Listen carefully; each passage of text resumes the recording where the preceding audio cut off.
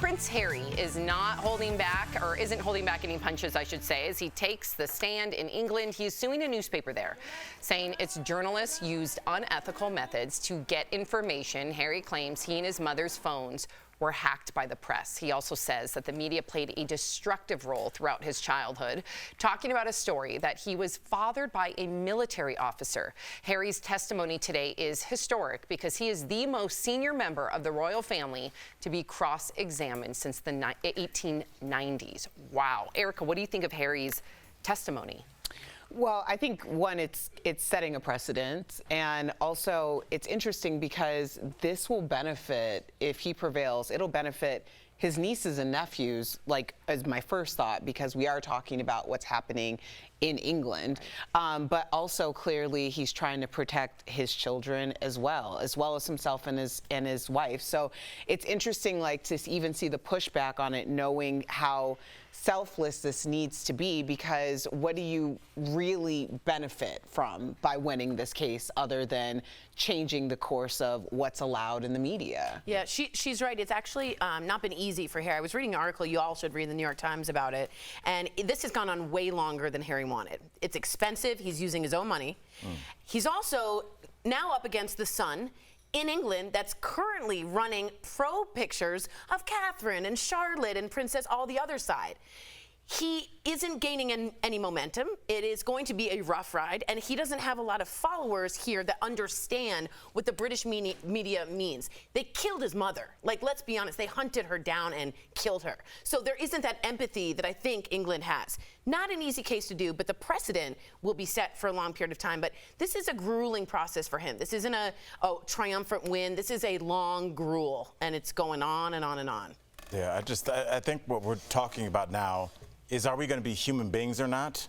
You know, right. I mean, it's funny how we can look at how we treat young celebrities with this distance. Like, we'll look at these documentaries that are out now. The Anna Nicole Smith is out. There's a couple Britney ones out. Even the mocking of Whitney Houston. I think she's got 2 or 3 movies out. Right. When these people were alive and struggling openly with addiction, everybody pointed and laughed. They laughed at Anna Nicole Smith right up until she passed away. They laughed at all the Britney Spears shaving her head. So many people had so much fun with that in real time. Yep. And Tori, you were really honest when you apologized for that, and I always loved you for that. 2007, I made fun of her. You're a G for that. A lot of people did, and a lot of people didn't.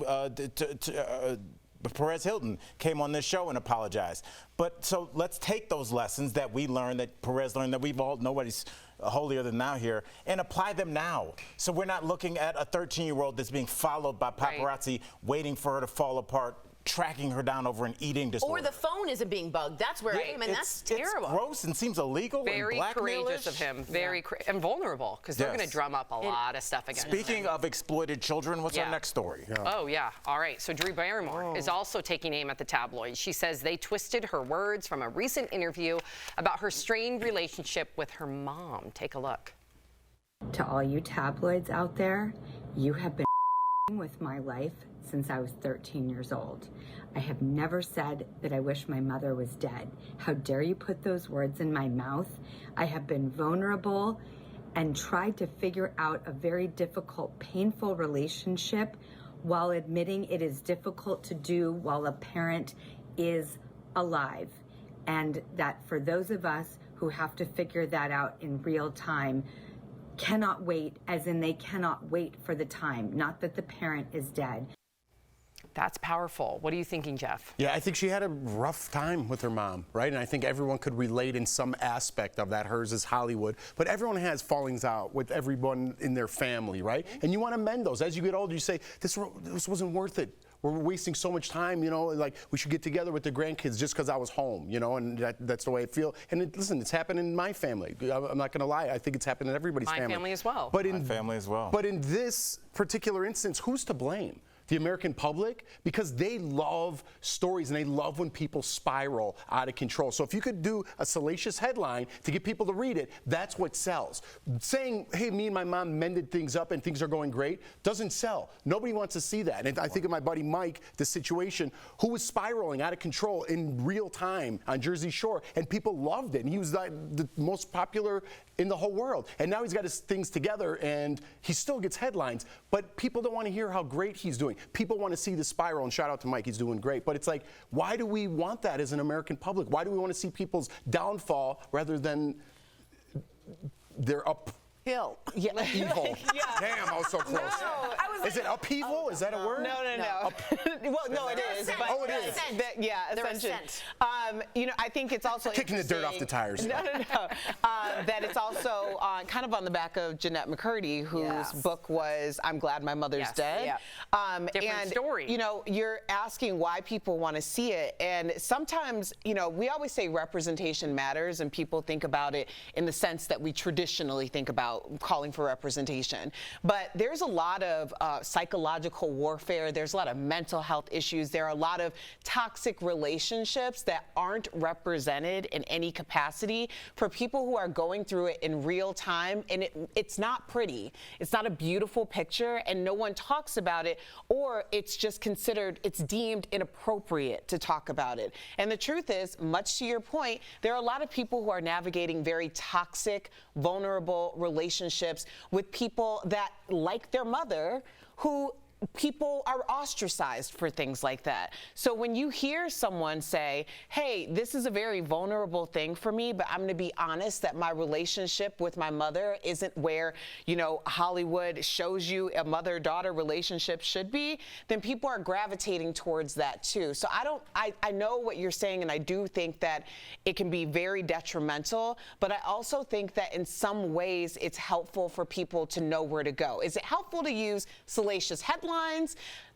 I don't think so. I don't think that's helpful to the person who's really affected. But I can understand why people are gravitating towards that content, and it's not always voyeuristic. Right.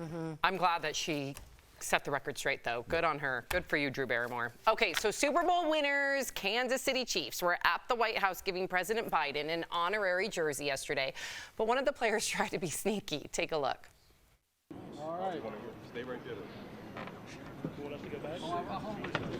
So I've been waiting for this. Sorry. Dude, look at I love it. Yes. Have any of you ever tried to do something sneaky to be funny and then it backfired? Well, yeah, I think I sent you guys a video. I can't say, but yeah, but like when I crashed that. When I was on tour with a friend, and there was like that fundraiser, and I just went in there and started telling jokes at like a fundraiser, and they cut me off. It was hilarious. But yeah, it's just like. Did you feel embarrassed? No, it was great because I go, who here wants to hear some comedy? And a bunch of people clapped. And so I started telling jokes, and I guess since I wasn't scheduled, they turned my mic off. But I was just going to tell some jokes to the people. Yeah, sometimes you got to crash it, but I wish somebody had done what they did for Travis Kelce.